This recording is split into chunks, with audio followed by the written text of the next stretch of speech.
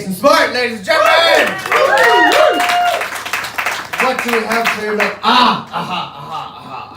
Our next performer for you is often rather controversial. No, you're used to that. Author of Jilliana's Vignettes, award-winning co-presenter at BHCR, which I'm assuming is the radio. Yeah, Brighton Hove Community Radio. Yeah. BHCR might not be interpretable to some of you, but it's Brighton Hove Community Radio. Memoirist. Hang on, I got another award. It's not on my pen, so you can tell them yourself, it doesn't count. If I don't know about it, it never happened. Pics or it didn't happen. Memoirist, poet, storyteller, that's what you get for interrupting me, interviewer, vlogger, and performer of spoken word. And this evening, she will be performing her vignette, Pigeon Pie. Please welcome to the stage, Jilliana Ranicar-Breese!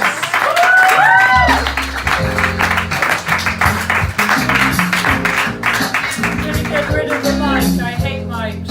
Oh, okay. Can you hear me at the back? Good. Well, I'm dressed in my normal garb, but it happens to be Moroccan. And this evening, I'm going to take you on a journey to Morocco. Before I do, I want to tell you I'm now hosting a salon, Jilliana's Salon, spoken word salon, and it happens to be the first Tuesday of the month, and it's going to be Tuesday coming at Fudgy's, and I'm looking for poets and storytellers. There's no music, but I'm desperate for storytellers. True life, preferably. Right, this is entitled Pigeon Pie. Has anyone here been to Morocco? Yeah. Yeah? Has anyone tasted pigeon pie? Yeah. Good. Pigeon and rabbits, man. Pigeon pie is the national dish. Right, here goes. Pigeon pie. Moroccan pigeon pie is a sumptuous spiced poultry pie using swab pigeons, enriched with ground almonds, sugar and cinnamon, encased in crispy filo pastry. As a discerning individual, when Abessamed, the son of the restaurant Goût de Meknes owner, invited me to sample his mother's pastilla, I salivated just thinking about the taste. I was in Morocco, having been invited to a traditional wedding by the bride herself, Jihan. I had met Jihan briefly in Antalya, Turkey, on holiday with her mother. Born in France, Jihan lived in Saint-Tropez, but her religious Muslim mother came from Meknes and still wore the veil. When I asked Jihan if she had a boyfriend, she told me she was getting married in November. I wished her good luck, and surprisingly, she invited me, a complete stranger, to her wedding in Meknes. I go where I'm called in life and believe in happenstance. I announced I would come. She was a lovely person, and I loved fascinating Morocco, having been twice before. Back in Brighton, I began researching riads in the imperial cities of Meknes and Fez, and got very excited, visualizing in my mind souks filled with colourful hand-woven textiles, kaftans, and jewellery. I bought this in Fez, by the way. I discovered the charming Riad Ritage in Meknes on the internet and immediately became friendly with the owners, Saeed, his younger brother Omar, and adorable sister Salma on arrival. Omar wanted to buy me a kaftan for the wedding and take me shopping in the nearby souk. Not wanting him to know I'd already bought a suitable hand-embroidered kaftan from Meknes. Beforehand, I told him I admired Berber jewellery.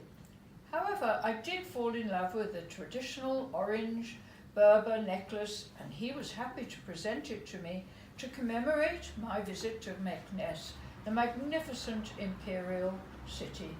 Today I wear it with pride and think fondly of him and his charming, generous, hospitable family. After the glorious wedding, where the ravishing bride Jilliana changed her bejeweled gowns 5 times, I stayed on a few extra nights at the Riad. I was thus introduced to a French-speaking tourist guide who escorted me not only to the souk, but also to the ancient synagogue and cemetery after the wedding. Back at the intriguing souk, with its labyrinth of alleyways, the guide inveigled me into an antique shop filled with wondrous, tempting Berber jewellery. I desisted, so he then lured me, obviously on a commission, to the adjoining Goût de Meknes restaurant for a mint tea. On entering, his friend, Abdesamad Ben Zib, can't even pronounce it, grabbed my hand and boldly kissed it with his lips, touching my fingers. Not too many men have kissed my hand and usually slobber, but I find it delightful and old-fashioned. Anyone ever had their hand kissed? They don't do it in England. However, he lingered a fraction of a second too long, squeezing my fingers and gazing into my eyes with a leering smile. I knew what was on his mind. Lust. He then invited me to sit down on the back wall sofa, propped up with sumptuous, colourful cushions, presenting his visiting card, and called one of his staff to bring mint tea for us both.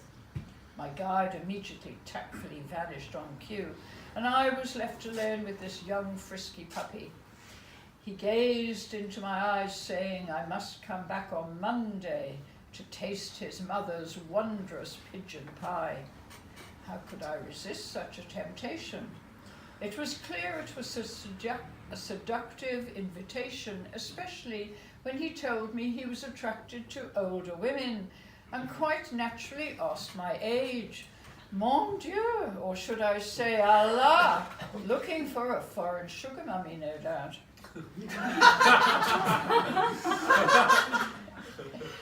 Tea was poured from a height to aerate it from a traditional silver-plated pot into enamelled glasses perched on metal saucers. I told him about Jilliana's wedding, but he seemed more interested in telling me about an older Italian lady in her 50s who came from Rome to visit him every year for her erotic pleasure with him. Then he gave me the menu of what he provided, front and back, in and out, up and down, et al. Then he fished out of his hand tooled leather wallet with a photo of the poor defenseless, headless, naked woman in the shower, full frontal, with her abundant dark pubes. A sight to behold, without her knowledge and permission for sure. My guide came back and we agreed I would return for the promised pastilla on Monday, the next day. However, on Monday I had other fish to fry with my guide, and so he escorted me back to the restaurant on Tuesday, especially for the promised complimentary pie. When it finally arrived, all alone on a large, decorative, beautiful ceramic plate without any vegetables, I tucked in with gustatory anticipation. But it was not good. In fact, I only ate half, saying I'd had a large breakfast in my riad and was not hungry. Perhaps it had been made on Monday and served up on Tuesday. Young Abdesamad was nowhere to be found when the bill came on a silver-plated platter. A bill? I was most indignant and insisted I had been invited. Abdesamad was in the antique shop, probably hiding from me, knowing his pie investment had not yielded growth. I complained about being given a bill, especially as he knew I was a senior TripAdvisor reviewer and would be reviewing his restaurant. He mumbled he'd invited me on Monday and not Tuesday, and the bill must have been issued in error. My guide dragged me away at the pivotal moment.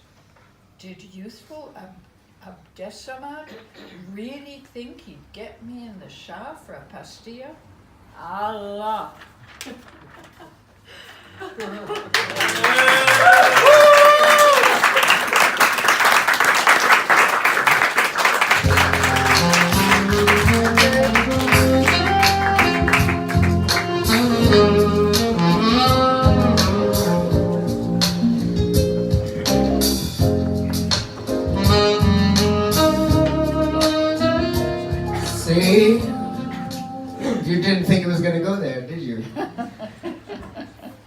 She always gets you in the end. Ladies and gentlemen, Jilliana Ranicar-Breese. Our next